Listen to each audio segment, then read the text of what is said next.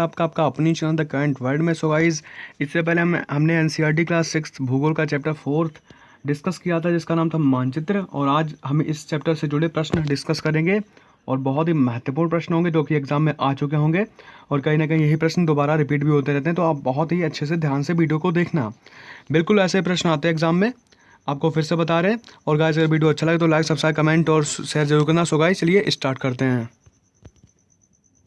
So guys, हमारा पहला प्रश्न है, भारत के मानचित्र को किसने बनाया था? तो इसमें हमारे कई सारे ऑप्शन दिए गए हैं।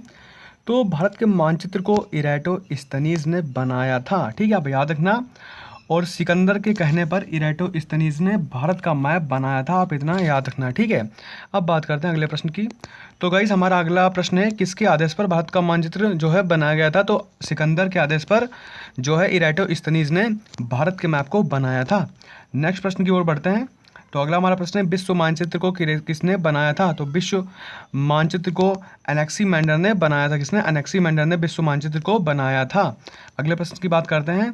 तो अगला हमारा प्रश्न है, मानचित्र को कितने भागों में बांटा गया है? तो मानचित्र को 3 भागों में बांटा गया है, ठीक है, आप इतना भी याद रखना। अगले प्रश्न की अगर बात करें तो मानचित्र को 3 कौन से भागों में बांटा गया है? तो इसमें जो है मानचित्र को जो है 3 भागों में बांटा गया है। कौन कौन सी? पर जो हमारा इसमें जो ऑप्शन है वो सेकंड ऑप्शन सही है, दूरी, दिशा, प्रतीक। दूरी जो है बहुत ही इंपॉर्टेंट रोल प्ले करती है मानचित्र को बनाने में, और दिशा का निर्धारण जरूर होना चाहिए, क्योंकि इस तरीके से हम निशान बना करके कि इधर नॉर्थ, साउथ, ईस्ट और वेस्ट इस तरह से कैटेगराइज कर सकते हैं मानचित्र को, इसीलिए कह सकते हैं कि दिशा बहुत ही आवश्यक होती है। और प्रतीक, मान लीजिए प्रतीक को इसलिए हम आवश्यक जरूर पढ़ते हैं इसमें, क्योंकि प्रतीक के द्वारा हम जान पाते हैं यहाँ पे जलाशय कौन है, कहाँ पे वन है, कहाँ पे पहाड़ है। तो प्रतीक भी बहुत इंपॉर्टेंट रोल प्ले करता है मानचित्र को शो करने के लिए। अगले प्रश्न की बात करते हैं। तो अगला प्रश्न हमारा है, खाका क्या होता है? तो खाका क्या होता है? खाका वो होता है जो छोटे चित्र को बड़ा करके दिखाया जाता है, यानी कि छोटा सा अगर गाँव है तो उसको बड़ा करके हमको डीपली जानना है, तो उसका अगर बड़ा मैप बनाएंगे तो हम उसको खाका बोल सकते हैं, ठीक है। यानी कि कमरा एक है तो कमरे का अगर हम बड़े जो है उस छोटे से कमरे को अगर बड़े तरीके से बना तो वो खाका कहलाता है, ठीक है। यानी कि छोटे चित्र को बड़ा करके इसमें दिखाया जाता है, वही खाका कहलाता है, ठीक है। तो गाइस, कहीं ना कहीं जो प्रश्न हमने रखे हैं, तो ये जो प्रश्न आ रहे हैं आपके जो सामने हैं प्रश्न, वो एग्जाम में आ चुके हैं। और एनसीईआरटी के प्रश्न है, मानचित्र के 3 घटक कौन कौन से हैं? मानचित्र के 3 घटक हैं भाई, दूरी, दिशा और प्रतीक, ठीक है। अगला प्रश्न हमारा है, प्रधान दिग्बंध कौन कौन से हैं? तो उत्तर, दक्षिण, पूर्व और पश्चिम प्रधान दिग्बिंदु हैं, ठीक है।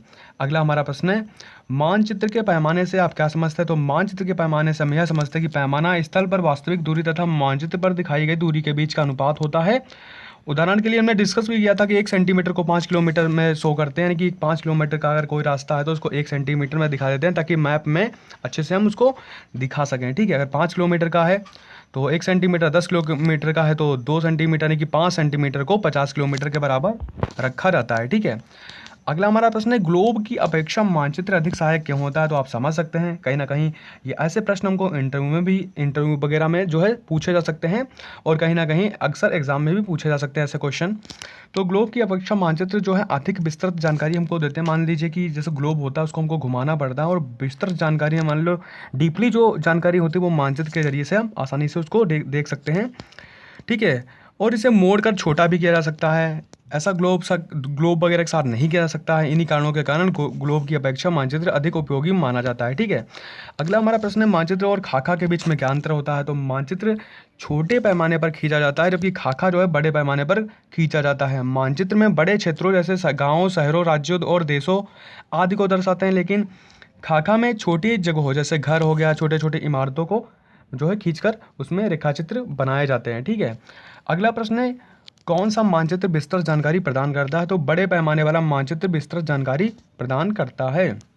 अगला हमारा प्रश्न है, प्रतीक किस प्रकार मानचित्रों के अध्ययन में सहायक होते हैं? तो प्रतीकों के इस्तेमाल से मानचित्र खींचना और उनके अध्ययन करना जो है आसान हो जाता है। अगर हम किसी क्षेत्र के स्थानीय भाषा को नहीं जानते हैं तो हमें क्या करना चाहिए? तो हमें किसी से दिशाओं के बारे में पूछने में कठिनाई होती है। ऐसी स्थिति में आप इन प्रतीकों के द्वारा मानचित्र से जानकारी प्राप्त कर सकते हैं, ठीक है। तो कुछ ऑब्जेक्टिव प्रश्न है, वृक्षों के वितरण को दिखाने वाला मानचित्र कौन सा होता है? तो वृक्षों को वितरण को दिखाने वाला मानचित्र भौतिक मानचित्र होता है।